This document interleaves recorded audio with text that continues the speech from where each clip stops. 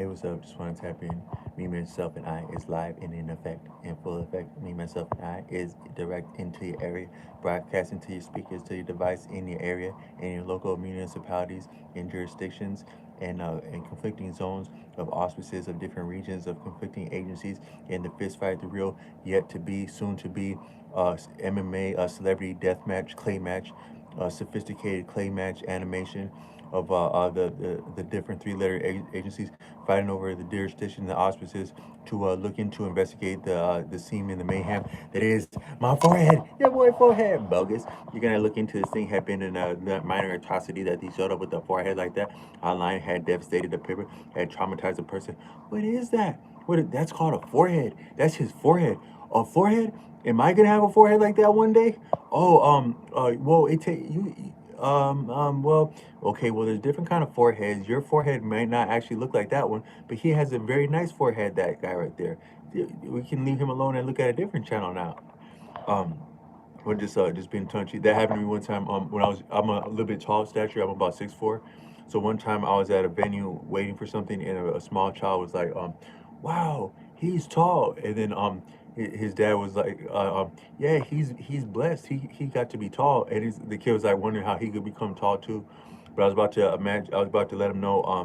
I wanted to say that the way that you get tall, if you have anything, is that take you plenty of naps in high school, because I used to take a lot of naps in high school, and I think that it contributed to the growth spurt, because like whatever your body want to do is probably sometimes the best thing. It's interesting, like in life, a lot of times we're taught to do not what our body wants to do, as though it's a good thing, like it's a discipline.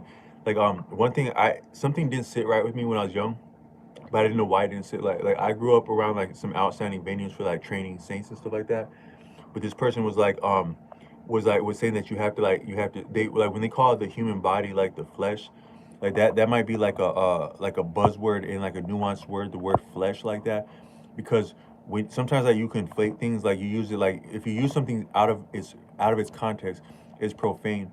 Actually, to call a human being the body flesh, that's actually a little bit profane, because you're it's reminiscent of like when food, when living substance tissues are used for consumption, like animal flesh. But then when you use flesh upon, it's interesting, we're taught that we're man, according to Arthur Avalon, the difference between a man and a creature. So any situation in any person, any situation, but also any person in a situation, is constituted of three characteristics. That's big heartedness. That's sattva, as in bodhisattva. Then you have raja, which is like ceaseless motion, the demand for motion. Things ain't gotta always be this way, but also things can't be this way. I'm not saying where you gotta go. I love you, son, but you can't stay here, boy. That's raha, like that. Things gotta be moving. It don't matter good or bad. You can choose good or bad, but you must choose something. You must keep it moving. Then also you have like the self-centeredness, which is like that's called like tamasic. So all people and things are a combination of that. So like sometimes if you've ever been like in a situation like where, especially an idle situation, if you're in like a shelter, a school, a auditorium, something, there's like a little bit like okay, now they're cool over there, they're laughing. Now they're fighting over there. Now these ones that were so appropriate while they were fighting, they forget about that. Now the fight's over there. It kind of like rigmarole. Now it's there. Now it's there. Now it's there. Now it's there. That's actually how like an environment shifts like that. But that's actually those characteristics, the big heartedness, the self-centeredness, and the ceaseless change in motion at play, and it'll do like that.